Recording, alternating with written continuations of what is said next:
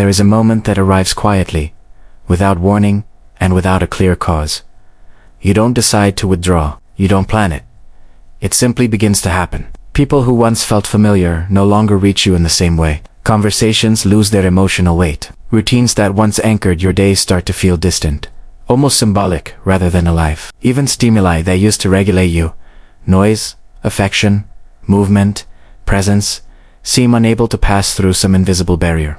You're still there, still functioning, still showing up, but something inside has stepped back. What makes this state unsettling is not pain, anger, or disappointment. There is no dramatic rupture, no recent betrayal, no obvious trauma you can point to and explain. Nothing went wrong in the external sense. And yet, internally, access has been reduced. It's as if your emotional system quietly changed the locks without asking your permission. You intensely, or not at all. Not because you don't care, but because care no longer moves automatically. This creates a deep confusion. You may wonder if you're becoming cold, avoidant, detached, or disconnected from life itself. You might question your capacity for attachment, intimacy, or meaning. But the most accurate description isn't detachment, it's retreat. A subtle, instinctive retreat that doesn't come from fear, but from something deeper pulling inward. The body feels quieter. The nervous system feels less reactive, and the mind struggles to explain why the outer world suddenly feels farther away. Many people describe this sensation with a single thought they can't shake. Something in me has receded. Not broken, not numb, just no longer positioned where it used to be. This is not a collapse.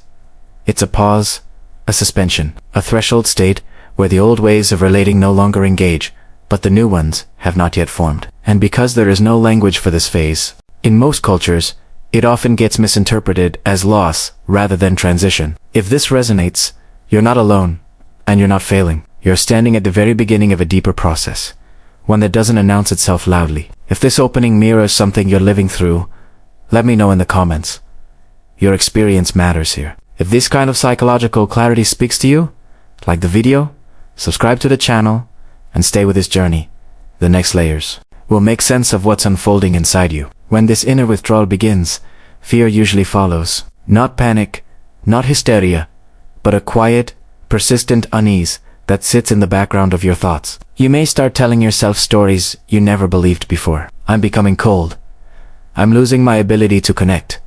Something in me is damaged. These thoughts don't come from evidence. They come from contrast, from noticing that the emotional responses you once relied on no longer activate on command. What makes this fear particularly destabilizing is that nothing external seems to justify it. Your life may look functional from the outside. Relationships may still exist. Responsibilities are still being met. Yet internally, the familiar emotional reflexes, excitement, longing, emotional pull, urgency, feel muted or delayed. And when something that once responded automatically stops responding, the mind assumes malfunction. It looks for a diagnosis. It looks for a label. It tries to explain the change as loss, failure, or emotional decay. This confusion is natural. Emotional bonds are not just connections to people. They are orientation systems. They tell us where we belong, what matters, how to move toward or away from the world. When that system stops giving clear signals, it can feel like being dropped into open water without a compass. The fear isn't that you don't feel enough. The fear is that you don't know how to navigate without the old feelings guiding you. Many people mistake this phase for emotional detachment or avoidance, but avoidance is driven by fear and tension. What you're experiencing doesn't feel tense. It feels strangely quiet. The absence of strong emotion can feel like emptiness. But emptiness is often just unfamiliar stillness. An unfamiliar stillness gets interpreted as danger by a mind trained to equate intensity with aliveness. So if you find yourself worrying that you're broken, regressing, or losing your capacity to care, understand this. Your confusion is a sign of transition, not collapse. The emotional map you used to rely on is no longer accurate, and your system hasn't received a new one yet. That disorientation doesn't mean something is wrong with you. It means something old is no longer in charge. What if this withdrawal is not a defense at all? What if it is?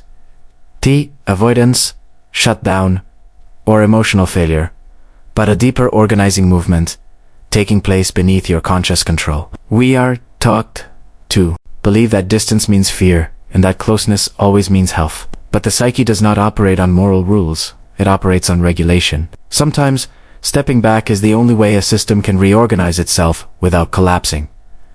Transformation rarely begins with expansion. It begins with contraction. Before something new can form, the old structure must loosen its grip, and that loosening often feels like loss, because we confuse familiarity with truth. When the soul prepares for change, it doesn't announce it with clarity or excitement. It reduces stimulation.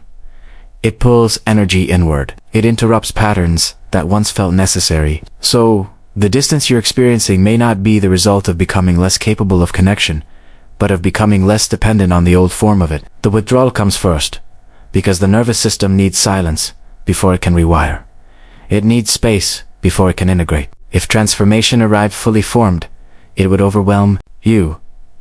Instead, the soul creates a pause, a clearing, where new orientation can emerge. What looks like retreat from the outside may actually be preparation from within. Many of the bonds we once called connection were not built on safety, but on regulation. They served a function long before we understood them as relationships. Being close to someone helped the nervous system settle. Being needed created a sense of worth. Belonging reduced anxiety and gave the body a feeling of protection. These bonds weren't false, they were adaptive. They formed because, at the time, they were necessary. But when the system matures or reorganizes, those functions are no longer required in the same way. The calm that once came from proximity begins to arise internally. The need to be essential to others loses its urgency. The fear that was soothed by belonging no longer demands constant reassurance. And when the regulation shifts inward, the bond loses its grip. Not because love disappears, but because dependence does. This is often experienced as emotional distance. But what's actually dissolving is the old exchange. Proximity for safety, attachment for stability. When a relationship no longer regulates your nervous system, it feels lighter, quieter, sometimes unfamiliar. The intensity fades, because intensity was never the same as depth. When the need falls away, so does the pull. And what remains is not emptiness, but the possibility of a different kind of connection, one that no longer needs urgency to exist. Mary Ainsworth's work helps illuminate what is happening beneath the surface when attachment begins to shift. Secure attachment is not defined by constant closeness, but by the ability to regulate oneself without compulsive proximity. When the attachment system matures or reorganizes, it no longer demands automatic connection to feel safe. The nervous system stops reaching outward by reflex and begins to hold stability internally. From this perspective, withdrawal is not rejection. It is recalibration. The attachment system pauses its old strategies because they are no longer efficient or necessary. What once felt like closeness was often driven by unconscious signaling. Stay near so I can feel okay. When that signal quiets, the pull toward others weakens, sometimes abruptly. This can feel alarming, but it is not pathological. Ainsworth's insight was that secure attachment includes the freedom to separate without distress. When the soul interrupts automatic attachment, it is not severing bonds. It is updating how safety is generated. The system learns that connection can exist without urgency, without fusion, without constant emotional exchange. What appears externally as distancing is internally a restructuring of how intimacy and safety are organized. Think of this phase as a system entering offline mode in order to update. When a device shuts down, the screen goes dark. Functions stop responding. From the outside, it looks inactive, empty, even broken. But internally, essential processes are running. Old files are being replaced. Conflicting programs are being reorganized. If the system stayed online, the update would fail. The same applies here. Emotional withdrawal feels like nothingness because the usual signals are temporarily suspended. The familiar feedback loops, desire, urgency, emotional pull, go quiet. And because we're conditioned to equate activity with health, silence gets misread as absence. But silence is often a requirement for reconfiguration. The system cannot reorganize while it is constantly responding, adapting, and regulating others. It needs to pause external engagement so internal structures can realign. This offline state is not a mistake or a regression. It is a protective suspension that allows deeper changes to take place without interference. The emptiness you feel is not the absence of life. It's the space where a more stable architecture is being installed. What you are in right now needs a clear name, because without one it easily gets mistaken for something it isn't. This is not pathological isolation. It is not emotional shutdown, avoidance, or withdrawal caused by fear. It is a retreat of attachment, a temporary suspension of the old ways your system bonded, reached, and regulated itself through others. Isolation carries tension. It is driven by anxiety and the need to escape. What you're experiencing feels different. There is less pull, not more fear. Less urgency, not more resistance. The system is not running away, it is stepping back. And that distinction matters. When attachment loosens, the emotional noise quiets, leaving a wide, unfamiliar space. This space exists between identities, between who you were when your emotions organized around proximity, validation, and belonging, and who you are becoming without those structures in place. It can feel empty because it hasn't been filled yet. There is no script for how to feel, no reflex for how to connect. But that doesn't mean nothing is happening. It means the old emotional self has stepped aside so a new one can eventually take form. When this state appears, the most common mistake is trying to push against it. People force meetings, conversations, intimacy, presence.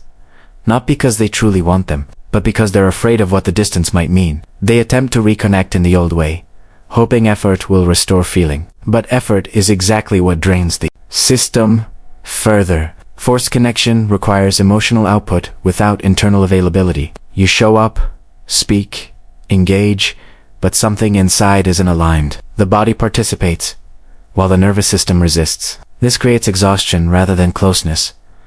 The more you try to feel, the more tired you become. Not because connection is wrong, but because the system isn't ready to organize around it yet. Reorganization demands low stimulation.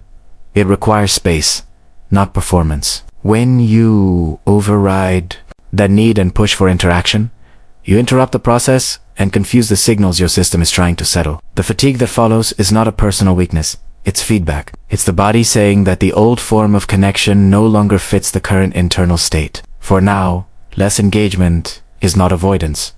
It is cooperation with the system in transition. As the old pull-toward connection fades, something else begins to appear. Quietly, without intensity. It is not joy, not excitement, not the emotional warmth people often associate with healing or growth. It is a stable neutrality, a grounded sense of being present, without needing stimulation, affirmation, or proximity to sustain it. You are here, and that is enough to remain oriented. This state can be confusing because it lacks drama. There are no highs to celebrate and no lows to fight against. It doesn't reward you with enthusiasm or punish you with pain. It simply holds. Many people overlook it or dismiss it as emptiness because it doesn't feel like progress. But progress isn't always an increase in emotion. Sometimes it is a reduction in dependency. What's emerging is a form of presence that doesn't require another person to activate your nervous system. You don't need constant interaction to feel real. You don't need emotional exchange to confirm your existence. The sense of "I am here" becomes internally generated. It may feel plain at first, even dull, compared to the intensity of old attachments. But neutrality is not absent. It is stability without effort. Many bonds felt powerful not because they were deep, but because they were unstable. Intensity often comes from uncertainty, from emotional fluctuation, from never quite knowing where you stand. The nervous system stays alert, scanning for signals, interpreting shifts in tone, presence, or availability. That heightened state can feel like passion, but it is often vigilance disguised as connection. When the soul begins to withdraw, it is not rejecting intimacy, it is rejecting It no longer wants to live between emotional peaks and crashes, between closeness and withdrawal, reassurance and anxiety.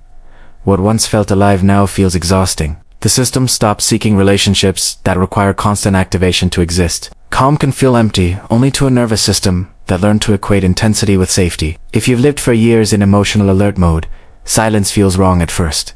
Stillness feels like absence. But absence of stimulation is not absence of life. It is the absence of threat. As the attachment to emotional peaks dissolves, the need for dramatic bonds fades with it. What remains is quieter, less griping, and far more sustainable, even if it takes time to recognize it as something valuable rather than something missing. Imagine someone who spent most of their life needing proximity to feel settled. They were always available, always responsive, always emotionally present.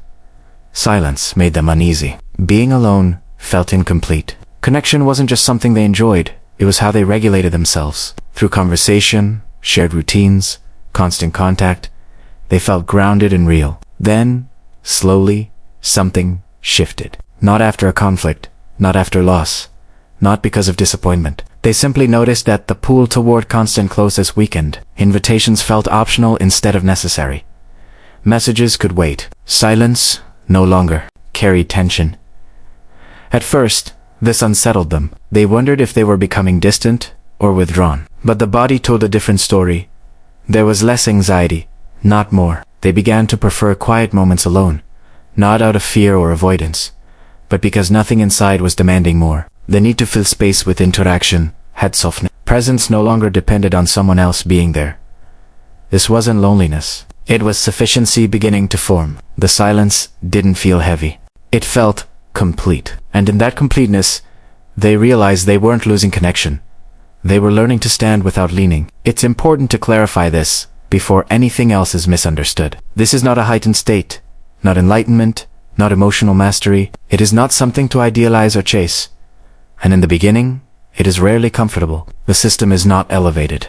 It is suspended. What you're experiencing is a period without external emotional reference points. And that absence can feel deeply unsettling. For a long time, your emotions were oriented by feedback from outside. Connection, response, validation, proximity. Those signals told you how to feel, where you stood, and who you were in relation to others. When they fade, the internal compass goes quiet. There is no immediate replacement. No new signal rushes in to guide you. And that silence can feel like loss, even emptiness. This phase is also not permanent.